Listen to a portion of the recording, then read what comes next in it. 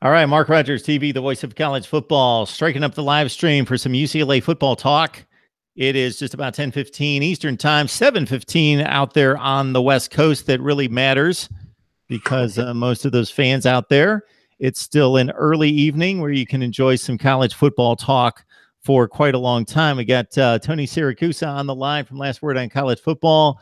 We are awaiting the appearance of Mike Regalado from Gojo Bruin.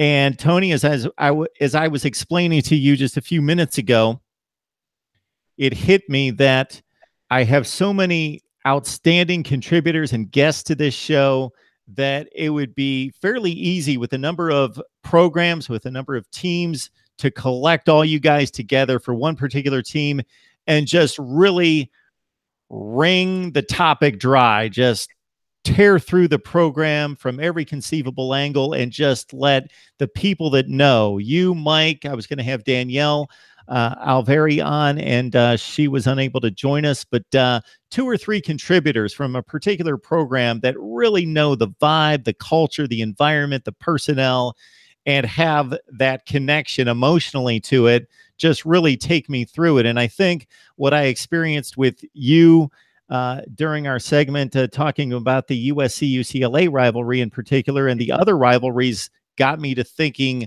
along those lines. Everybody had such unique, interesting stories and angles to why they're a fan, how they became a fan, that I thought, man, I would just love to get into the inner workings of the fandom, along with, I love the analytics and the metrics and the logic, but combine that with the feel and the juice of being a blank fan. So tonight we start out that series with you and hopefully Mike here pretty soon, and UCLA. So it's great to have you on.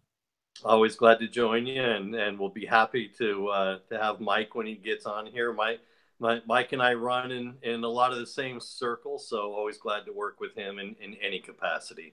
And Tony, this has been, as I've mentioned to both you and Mike on a regular basis, an intriguing program to me because of the dichotomy of not what's been a marginal history. It's been a good history. It's had very high highs, but not consistently like a number of the programs that we talk about on a regular basis across the country. It has in play a lot of huge advantages that aren't necessarily taken advantage of by certain coaches on a regular basis. And therefore, we get the spotty, sketchy history that we do here at UCLA. And it is great to see that Mike has joined us on the chat. Mike, how you doing tonight? Oh, good. Now that I got my technical difficulties out of the way. Well, those jump up on all of us at some point. And Mike, I was just explaining to Tony that it struck me during the process of having some of these rivalry talks like we did with USC UCLA a few weeks ago, that I really knock out the hardcore analytics discussion, the personnel breakdowns, and all of that we can get a handle on in terms of tangibles. But in talking to you guys and getting the stories about the various emotional angles and why you became a fan and how your fandom may have increased once you started to go to school there and built relationships and all of that I just thought, man, I would love to get two or three contributors from a particular program, and we start with UCLA tonight, for you guys just to mix it up and tear apart this program and the history and in whatever direction you want to take it. Sure, I have some things to ask you, but more than anything, I would love to hear you guys discuss UCLA's fortunes currently and in the past. And I'll start with this, something that I phrased to Tony, and I'll let him take off on it first, and then you can jump in, Mike.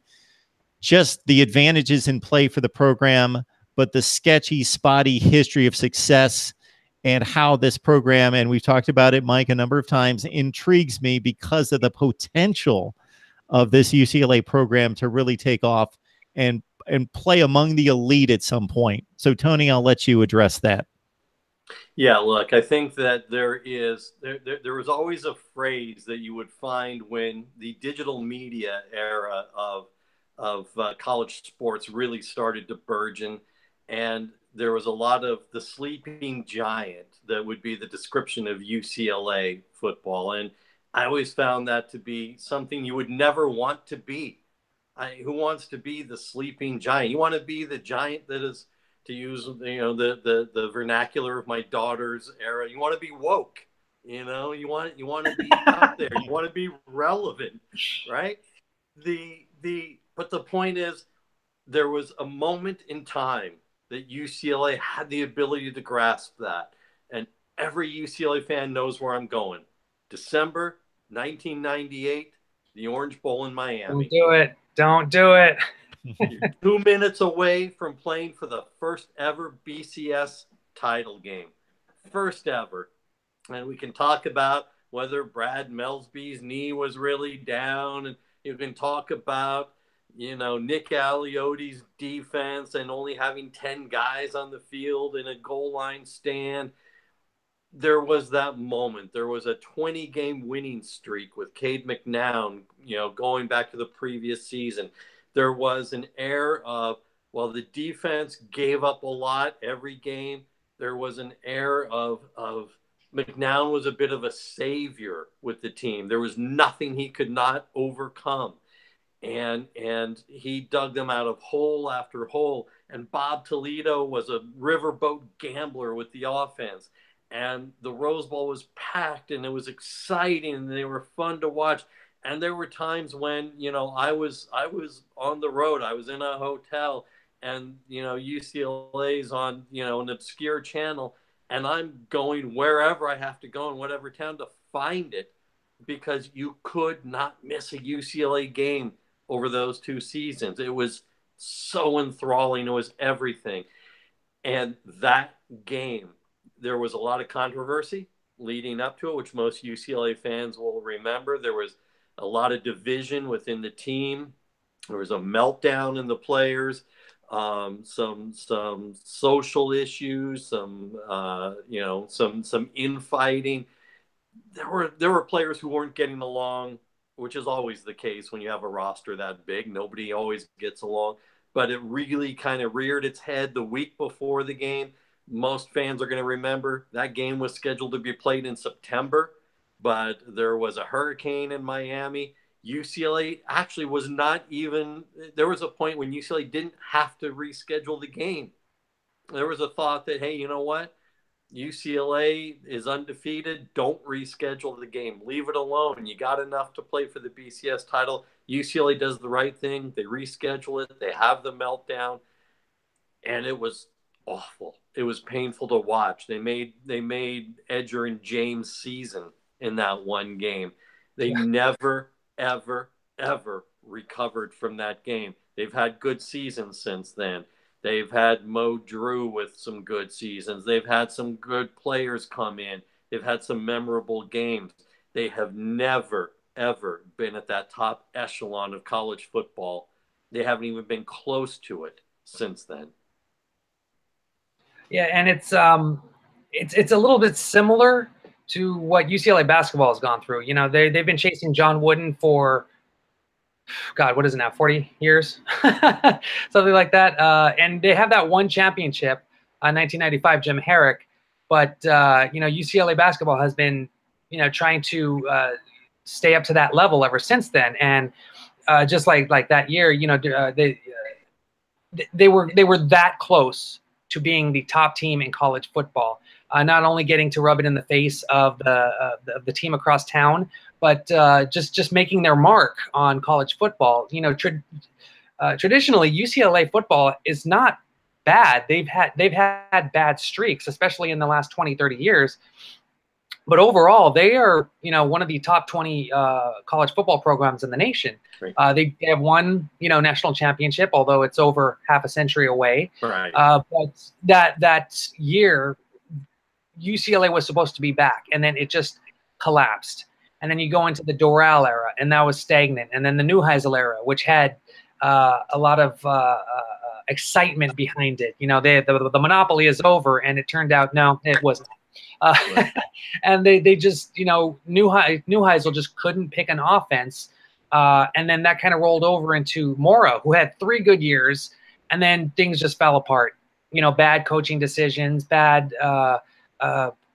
decisions with development, stuff like that. I heard rumors late. They're only rumors, but apparently Mora wanted he wanted his coaches to start focusing on bigger and badder guys, but obviously he never got a chance. So now I think with Chip Kelly coming in, there's a sigh of relief that we could get back there, or at least there's some competency in a coach who has the ability to coach up these players, to recruit, to assemble an amazing coaching staff, which is just full of experienced position coach players, former head coaches. The UCLA secondary coach was both a defensive coordinator and a head coach, Paul Rhodes. So Chip Kelly has done a really good job so far. There are a couple questions about where he's going, especially with recruiting, as there have been a lot of recruits leaving. But at the same time, it's part of the culture of transition. Chip Kelly, it's his program now. He has to do what he thinks is necessary to make this team successful. And if it brings UCLA back to, or even goes beyond what happened in that 1999-1988 seasons, I think that's one thing that UCLA fans want. They just want to be relevant. They want to have their program elite. They want to back that top 20 program of all time, label. And just do something, get some wins. It's UCLA. They have fantastic facilities. It's a great place geographically, great academics. Why can't UCLA be great? And I think a lot of UCLA fans are cautiously optimistic about where they're going, in the next few years. I think you bring up a good point, Mike, and that's that UCLA fans, I think, look, they're reasonable. They're not looking for UCLA to start winning national championships because we hired Chip Kelly. But if you talk to enough UCLA fans who are really hardcore, not just UCLA fans, but they're college football fans, you get the feeling of fatigue that by mid-October, you get up on Saturday morning, you turn on college football game day, and there's no mention of a UCLA game, at the top half hour of the show, because it's just not pertinent. It's not relevant on a national level. And I think that if you talk to the educated, well-informed college football fan who is a UCLA fan, or the UCLA fan who's a smart college football fan, these are the people who are looking to just be relevant on a national level, to be part of the national conversation. They're not saying, hey, we got to start, it's national championship or bust for football. That game in '98 sent the program into such a spiral because, of course, everyone remembers a month later they got hammered in the Rose Bowl by Wisconsin. Ron Dayne just tore through them. Toledo never recovered as a head coach, and of course he was fired for a litany of reasons, none the least of which was this underbelly of issues, which was going to eventually come up and bite the program, which of course only becomes a topic of conversation when you're no longer winning as much. When you are winning, there are ways to work around certain things, but when you're not winning, all of a sudden there's this convenient underbelly which an administration finds to, use as a way to need to get rid of you. Darrell, as we mentioned, as Mike mentioned, Darrell was the wrong hire. Most of us rolled our eyes when Neuheisel was hired. We saw that every program he was at, they got worse the longer he stayed. He was a fixer of other people's mistakes, not necessarily a creator of new programs. Mora, we all kind of shrugged, not knowing what to expect. And, malaise set in after a couple of years. So people are excited about this. Now, where do we go with the excitement? Again, as Mike said, there's a lot of rebuilding. There's a lot of adjusting to do. There's a lot of learning to live in the Chip Kelly era. Some players have left either of his volition or theirs. There's a lot of changes. There's a lot of newness to get through. But, look, the guy knows what he's doing. He's a proven winner. And if nothing else, it's put some excitement in the program that it hasn't had in 20 years. Mark Rogers TV, the voice of college football. And of course, you get my analysis right here on the game we love. So most recently the top 10 non-conference games in the country. But what sets us apart are conversations like these. I bring in the best bloggers, broadcasters, and writers in the nation, and the expert opinion and analysis of those particular programs and teams, like Tony Siracusa from Last Word on College Football, Mike Regalado from Gojo Bruins. So enjoy the content right here in the discussion. So based on the comments that you both made, I heard some threads that lead me to this question. Chip Kelly was obviously a slam dunk home run hire. If you're on the West Coast and you're a football power and you've got a shot at Chip Kelly, you take it. Look what he did at Oregon, a top 25-ish type program that he brought to the elite of college football. Seems like a no-brainer. But was there anything in amongst the ecstasy and euphoria that you felt when you knew that you had Chip wrapped up that made you think, okay, I do have maybe a reservation or two? Mike? Just hoping he stays clean with recruiting. Obviously, that's the biggest thing. He so far, he's taken an interesting approach to recruiting, and it's a little bit different, and especially with UCLA as both a very highly regarded academic and athletic school. Chip Kelly knows that he needs to get a certain type of player, and during the spring he said, he's only offering out scholarships to those players who can cut it in the classroom. And that's huge because, one, he's not just handing out, scholarships willy-nilly and goes, here you go, welcome to UCLA. Now get your grades up and you'll be in. No, he wants to make sure that he's not only getting the guys that fit his system, but the guys that are going to, be eligible to play, basically. And he also doesn't go after, the 5 or 4 star players. He goes after the players that are fast, are long, are going to be aggressive on both offense and defense. I mentioned earlier how there were several players leaving the program, and it's a little concerning to me. You got to trust Chip Kelly's process, but it's weird when you find out that 3 offensive linemen left the program 2 weeks ago, a linebacker last week. This week we have another defensive lineman. So not only is it's a concern that are there going to be enough guys to play next season, but also, I understand that he's recruiting for the future, but he also only has 2 commitments right now. That might have to, he might have to pick up the pace with that. But if he's building for the future, he needs to really start stockpiling now with all the players that are leaving. But he's going to be given a pass in this first season. If he goes, dare I say 4-8 or 5-7 or 6-6, people are going to give him a pass because it's his first year, but things are going to get, he's going to be expected to start being successful in year 2. Tony, we have Sheila on the line asking why players are leaving. I think there are a couple of things. One, and of course, UCLA is always going to be very circumspect about what they say about players leaving. So, people like Mike, people like Danielle from Bruin Report, people like myself, we dig as much as we can. I think there are a handful of reasons. A couple of them were academic casualties. I'm not going to say which ones because I think it's unfair to the players to name names when it comes to academics. A couple of them were academic casualties that were given a period of time to fix their grades. They were not fixed, and so changes had to be made.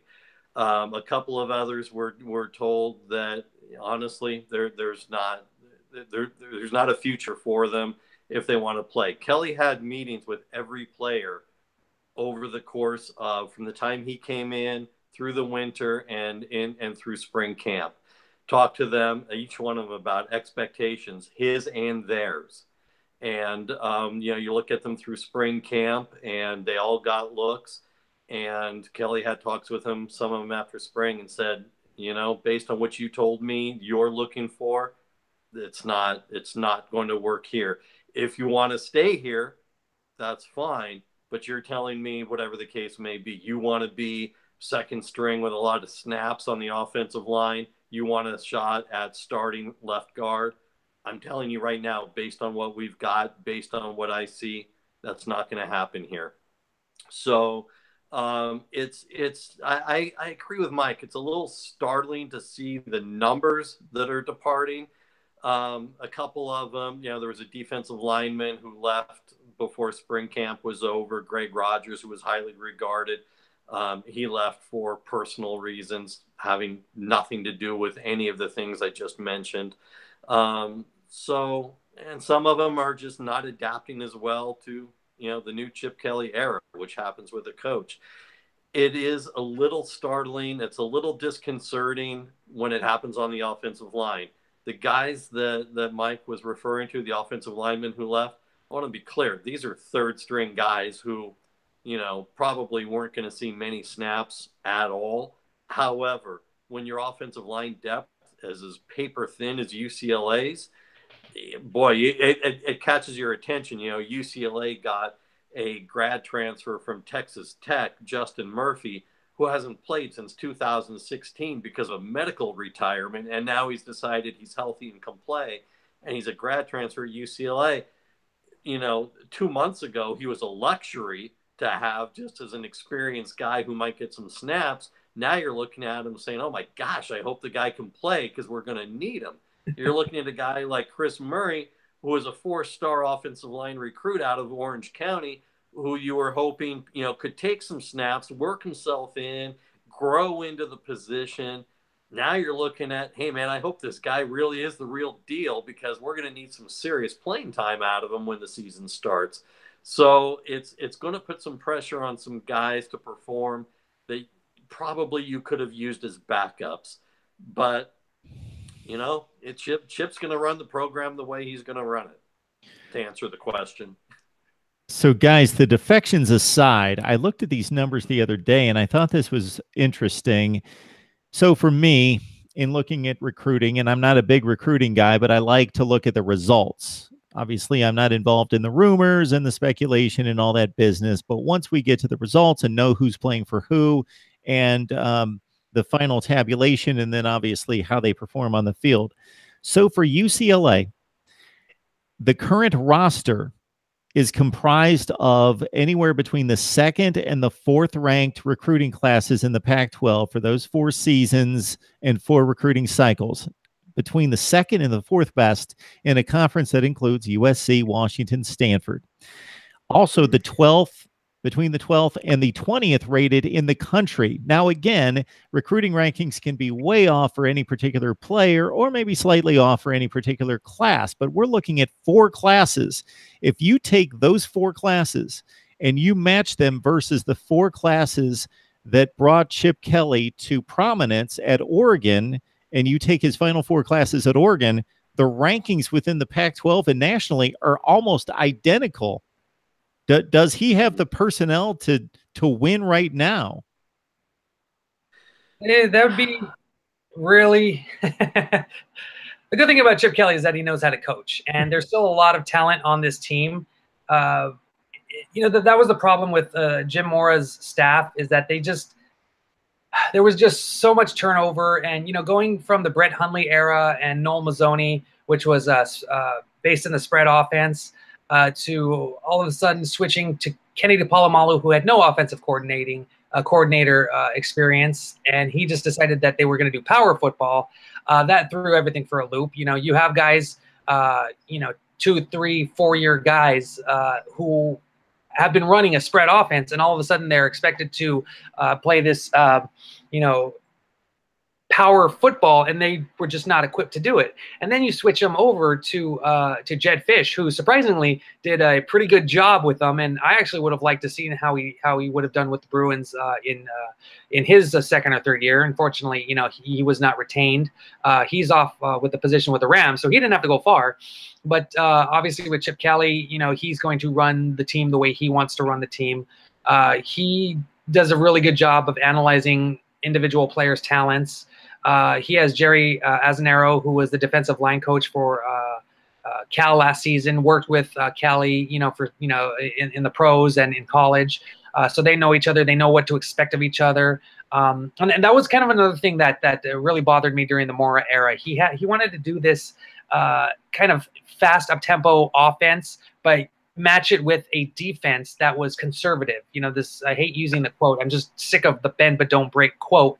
But it didn't match because if it, you know, either the offense would score really quickly or they would have a 3 and out, and then the defense would have to come on and then play this, you know, paced, sluggish, you know, really really a thought out scheme, and it just didn't match.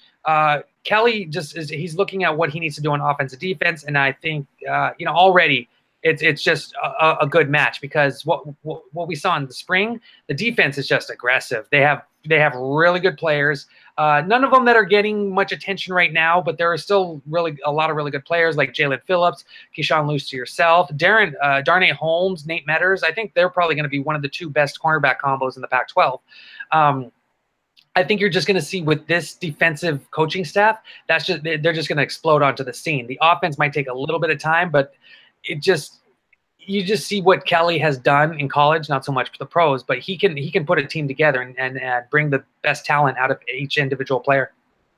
One of the phrases that I generally hate, but again, I'm about to use, is system players.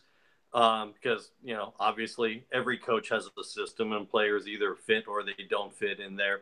And to your point, Mike, you know, Moore was changing his offensive schemes every year. And so you recruit players and you've got, you've got lineups that, you know, these guys were recruited to run a certain style of offense, but then in their time there, they're now on their third line coach, or, you know, their third offensive coordinator, or their third different offensive system. And it's destined to fail.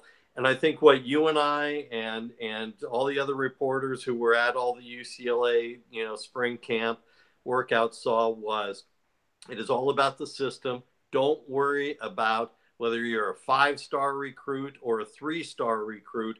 If you can run what we're showing you how to run, you're going to succeed.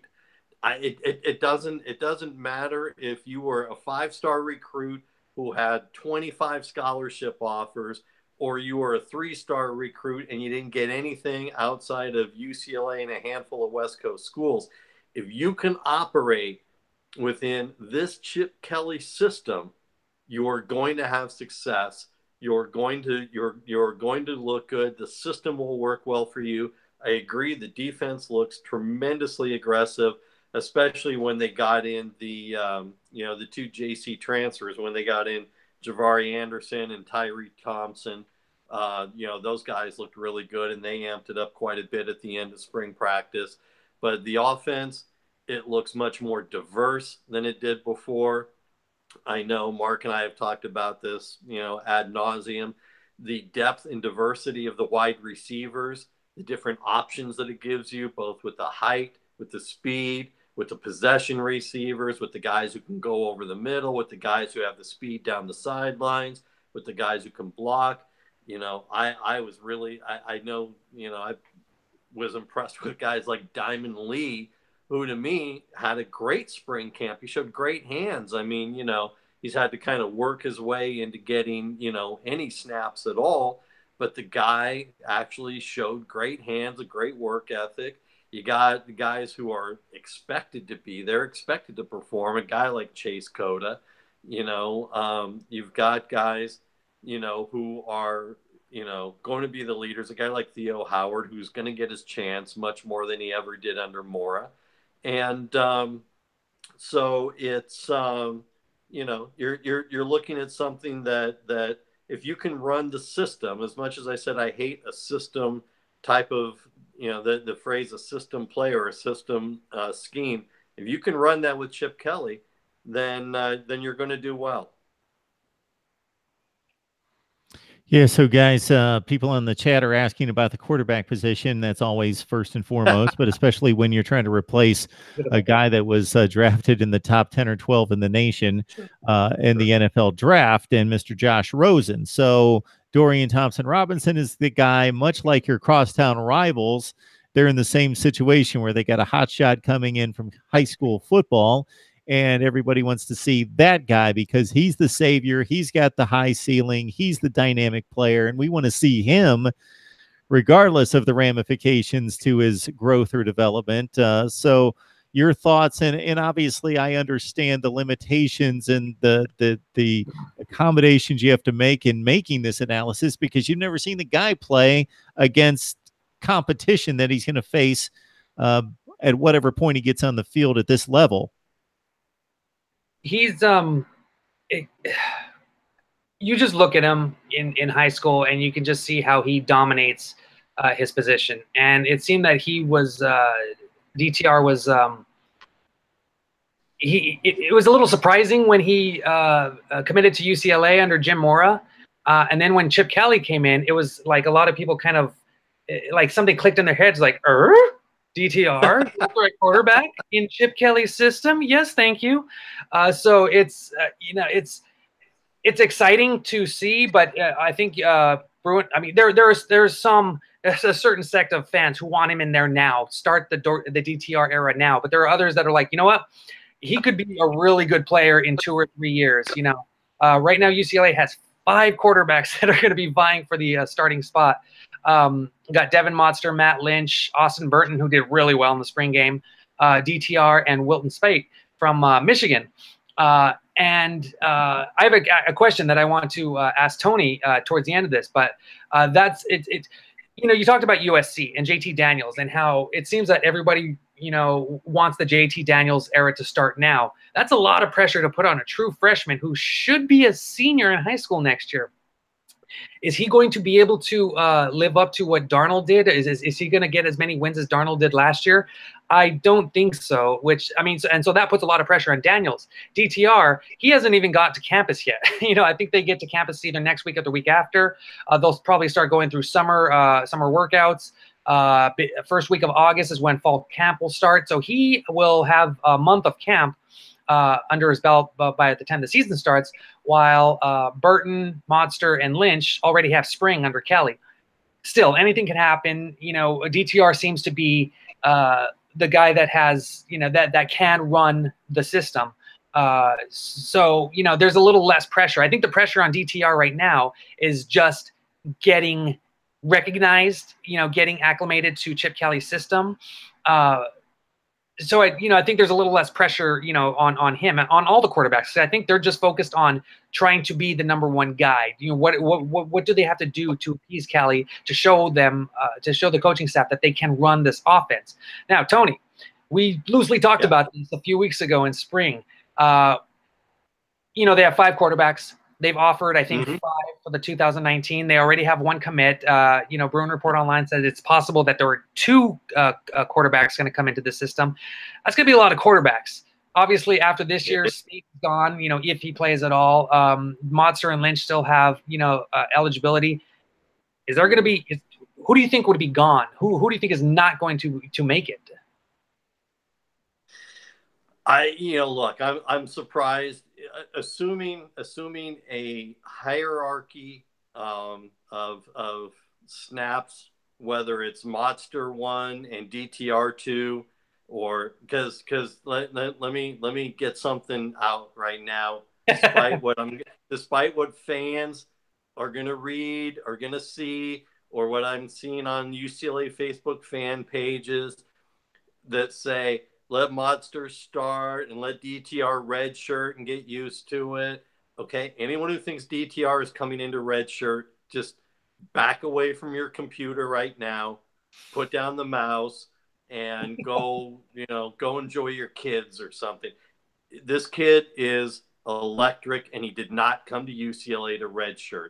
He came here to compete for the starting job. If he doesn't win it, then he will be there next to Chip Kelly, walking the sidelines every play, being ready to go in just in case. He is not redshirting. So whichever one wins the job between the 2, I don't see a lot of snaps in this offense for Lynch, especially with what I saw in spring. Lynch struggled to run the rollout offense. The quarterbacks are rolling out to both sides of the field, throwing in motion, then they got to be able to throw down the field, throw down the sideline, stop on a dime and hit the middle of the field, and hit the running backs rather in motion.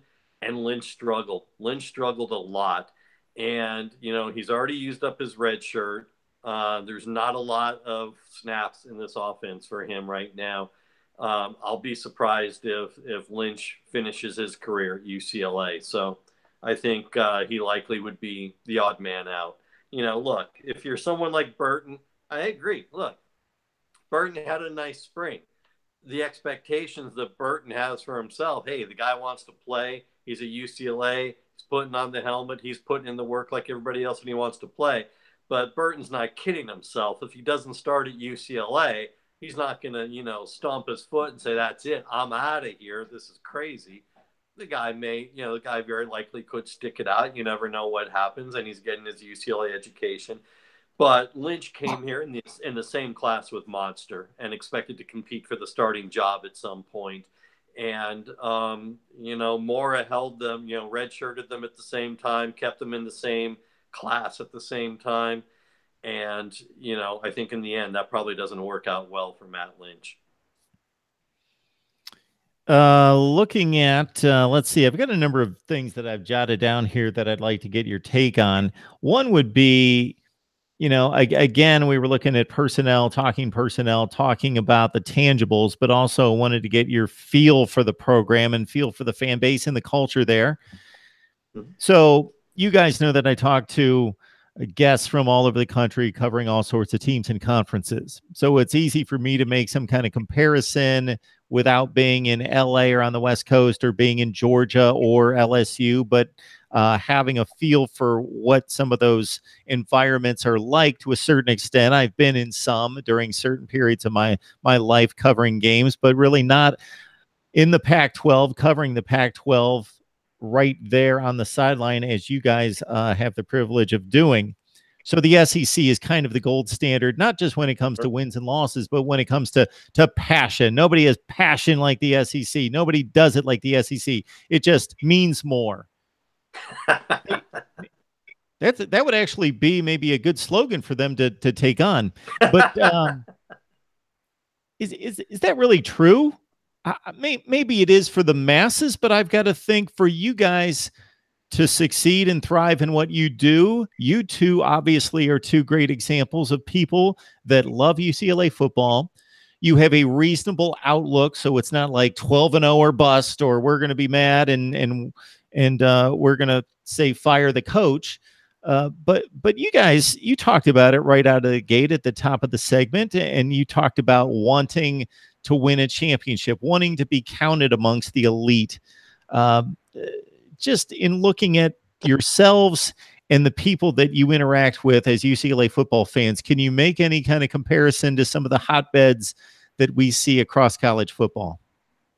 Yeah, I think I can. And I say this as someone who has traveled to other venues throughout the country. And I've traveled to Tuscaloosa and to South Bend and to Columbus, to Clemson, to, numerous other places across the country. And it's funny because you hear people on the West Coast grumble, at the East Coast bias or SEC favoritism. And is there some SEC favoritism within network television? Maybe, because the product is there and the product sells. And the product does sell because the fans there are what fans are. They are fanatical. There is a reason, and I know you had Michael M. Smith on earlier, and I love that guy. He is what Alabama football fans are. I was at a game in Tuscaloosa years ago, and for a 6 p.m. game, they're tailgating at 9 a.m. Not because they're out getting so inebriated, it's because it takes that long to properly slow cook your barbecue. I mean, it's because there is a way of we do it right. And there's a seriousness to it. And I guess here's the thing. Whether people want to mock it or trash it or whatever, the people there in those parts of the country believe it and live it. They believe that there are two sports in the state of Alabama: spring football in the regular season, and everything else is, inconsequential. Hey, maybe they'll have a decent basketball season, or maybe, the Tide, will have a halfway decent baseball team and that's fine. That's great. They'll all get a pat on the head and whatever. There is a passion that is sometimes unhealthy. They sometimes, run right off the edge of the road and put their car in a ditch with their passion. But I, as someone who has been to all these other parts of the country during college football season, yeah, I do believe that there's a little bit of a difference. Is it better? I wouldn't say it's better. I think people on the West Coast have their own kind of snobbishness, and I am part of that, who say, well, yeah, of course you live that, because for goodness sake, what else is there to do, the rest of the year except that. Mike Regalado lives in Los Angeles, and he's spending his summers going to the beach and, going to concerts and, doing all these other things. And so, of course it's all good, So it's, it's just different. I don't know if it's better or worse, but it is different. The expectations here are not what they are. To Mike's point, people here want to succeed and they want to be relevant.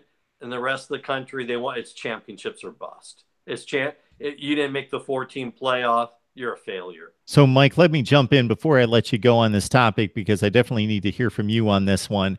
But I think of two things when Tony goes through that, and there is the obvious, the fanaticism in the SEC in particular, and certain parts of the Big Ten. Let's put that into the fray as well. But I see guys like both of you, and I see guys who are well educated, have families, have a lot to do that Tony just outlined, other interests in life, but you guys grind out articles and put your nose to the grindstone to create content about a football team that went 6-7 last year in the middle of May and June. So you guys obviously have passion and fervor for this football program. Also, we have to take into context that I'm guessing, let me put some numbers to it, that the state of Alabama has roughly the population of Los Angeles, and maybe not quite. So, and you also have professional sports to deal with. So all those become a factor into it as well. So, Mike, I'll let you speak to the passion of the UCLA fan base. Yeah, I mean, going to the SEC, that's just another planet. That's, as Tony said, they do it their way. They do it right. There's a certain way they do it.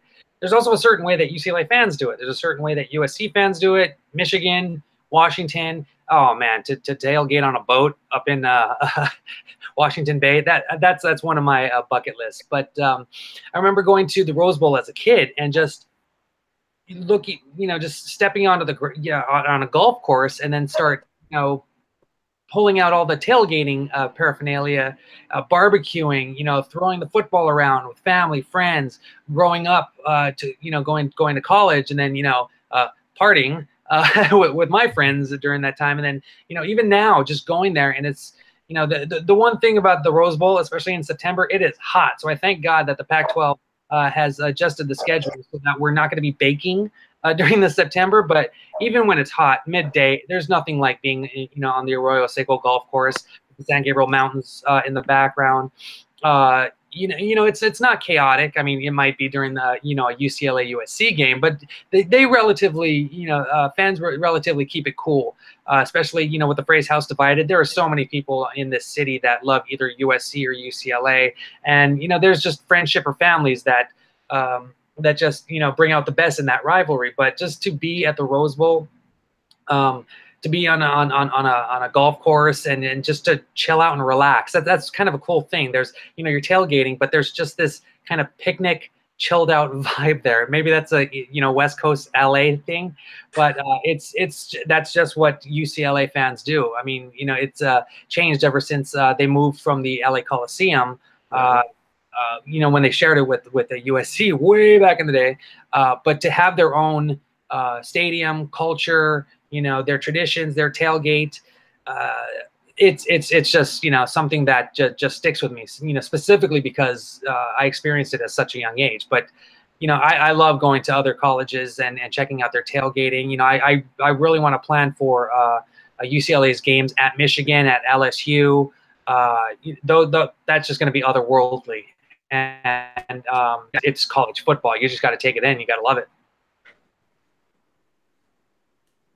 So for both of you, before I let you go, and you guys can take this as long as you want, certainly, but really I wanted to hit on one other thing, because most of the time that I have both of you on, we're talking nuts and bolts personnel breakdown. So we can carve through the positions and the breakout players and all of that, as we have done over the last several months. And if people want to catch UCLA personnel breakdown, certainly scour Gojo Bruin, also Tony's work at Last Word on College Football, and of course my YouTube channel. Just search UCLA Bruins on Mark Rogers TV, and you're going to find a number of great conversations with Mike and with Tony on UCLA personnel breakdowns. But kind of bringing this full circle to the beginning of the conversation, looking at UCLA history and looking at the resources, the tradition, and what's possible for this year with Chip Kelly coming into play, and maybe not expecting too much, but considering it's a fairly balanced division outside of Colorado, but it's a fairly mundane division in regards to no super teams in this division. It's arguably the worst division right now in college football. So maybe there's an opportunity, Mike, for UCLA to exceed expectations even in year one. I think we lost Tony, but I hope he comes back, because I would love to get. I'm here. I've got technical problems with the camera. You're okay. You're there. You're there. It's weird. I've heard that they might be the worst, but I mean, it's just a bizarre situation, because almost all the teams are going through some sort of transition. USC loses Darnold, Ronald Jones, their top receiver, Burnett, I think it is. UCLA has Chip Kelly coming in. Arizona State has Herm Edwards. Arizona with blanking. Sumlin from Texas A&M. Colorado is just doing Colorado things in a very Colorado way. I mean, they were the division champion 2 seasons ago, and then last year they just, I was like, what happened? Where'd you guys go? And Utah, I thought Utah was, they had some uncharacteristic losses last season, but I think they're going to bounce back. Their losses, were not blowouts. A lot of them were within, 5 points, I believe it was. So they weren't that far from being good. They just, things didn't click. Although this year they have issues with the defensive line. I think they have three guys leaving the program, graduating, whatever it is. So they're going to have a little trouble up front. But yeah, this is just, people ask me, like, well, what do you think UCLA is going to do next season? It's like, I don't know. They could be good. They could be bad. Neither of them would surprise me. At the same time, it wouldn't surprise me if any one of those 5 schools outside of Colorado are first or fifth. So it's just, there's just so much calamity. USC has Helton, and I don't completely trust him. He made some weird decisions last year, and that bowl game didn't help things either. So it's up in the air. Write the name of a Pac-12 South Division team on a card. Throw it in the air. Whatever lands face up, they're probably going to win. I don't know. It's just very bizarre situation. But it's going to be even a lot more interesting in 2019, because UCLA doesn't get Oregon and Washington. They get Washington State and Oregon State. Well, USC gets Washington and Oregon. And it's going to be, very bizarre. If you think this season is going to be interesting, 2019 is going to be it's going to blow your mind. I agree with you, Mike, on Utah. I think they have dark horse written all over them, and you point out something that I talk about all the time in looking at scheduling, playing into projecting division championships and division races. And in the Pac-12, that means you play everybody but 2 teams. So you may get the top half of the other division and somebody else may get the bottom 4, and there's some overlap there. But missing Washington and Stanford is certainly a good thing for anybody, and you miss one of them. Tony, your thoughts about the division race and what are reasonable expectations? Yeah, it's funny. One of the things that we had talked about back at the beginning when we were talking about, is there anything to fear about Chip Kelly? And one of the things that I wanted to bring up that Mike was talking about was one of the things to fear is fan expectations in year one with Chip Kelly. I think that there are some people who are a little over the top excited, and there are some people who are reasonable, and some people, like Mike just said, who don't know what to expect. I have had people who have come to me and said, "Do you think we can get 3 wins this season?" And I'm like, "Well, yeah, goodness, yes. I mean, that's a given." Um, Don't identify these people, please, Tony. Please protect them.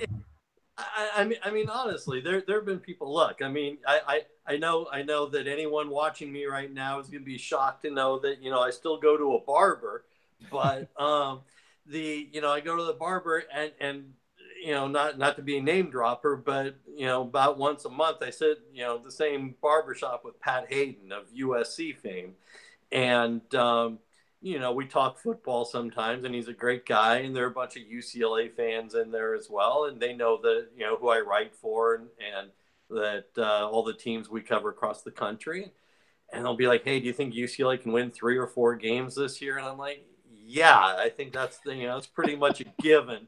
The question is, will they get to 6, or 7? I honestly think, and I'm a little bit more on the optimistic side because I think that the talent is there in the skill positions. I think Kelly can find a way to make do with what he's got on the offensive line because it's a more mobile offense than what UCLA has run in the past few years. I think he can make do with what he's got. And I agree with Mike's assessment on the defense. It's very aggressive, and the switch to a more of a 3-4 hybrid defense I think is going to benefit their athleticism. So I actually think in a good case scenario, I think it's a 7-win season with a second-tier bowl game appearance. I think Utah is a dark horse in the division, but I think that they are beatable. I think UCLA. I think here's where the 7th win comes in. UCLA splits the back-to-back weekends at home versus Utah and up in Autzen. And I don't know which way but those 2 weekends go, but I think they split those 2 weekends, and you got 7 wins there. I mean, they're going to come out of the non-conference schedule 2-1. I'm not insane enough to think they go to Norman, Oklahoma, and win. If Kyler Murray had left to go play for the Mets early, well, who knows? Yeah, almost had it. But Colorado's a bottom feeder. Cal's beatable. Arizona's beatable. Arizona State obviously very beatable. So I think you've got the season ends tough with SC and Stanford. They're both at home, but still that's a tough way to end the season. On the other hand, and you have those 2. You write them down in pencil as losses. But considering the way UCLA has played against Stanford the last several years, if UCLA beats Stanford, they're going to start carving out a space for a statue for Chip Kelly, outside the Wasserman Center at UCLA. But I think honestly, if you split that Utah-Oregon back-to-back weekends, I think you've got yourself a 7-win season and a second-tier bowl game because I think you've performed well, and I think you're going to get a decent bowl bid out of that. And I think that's fine. I think those are great expectations coming off where they've been. And the fact that, you're walking into the season not even knowing who your quarterback is right now.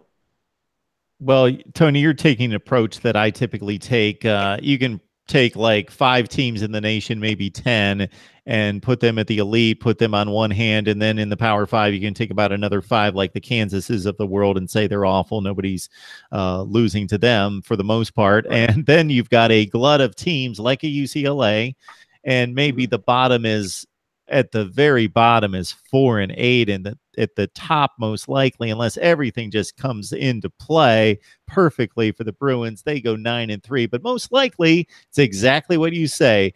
There's no question they're going to win those 2 or 3. There's no question, almost for sure, they're going to lose those 2 or 3, and then everything else is, I don't know, week to week. But I can pretty much say those 8, they're going to go like 5 and 3 or 4 and 4. And so there you go. There's your record. They have the talent at the skill positions to win those games.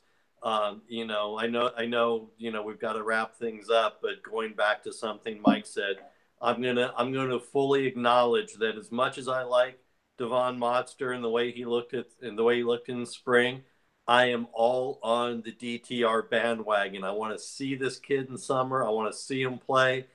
I want to see the kid in the pads and put the helmet on.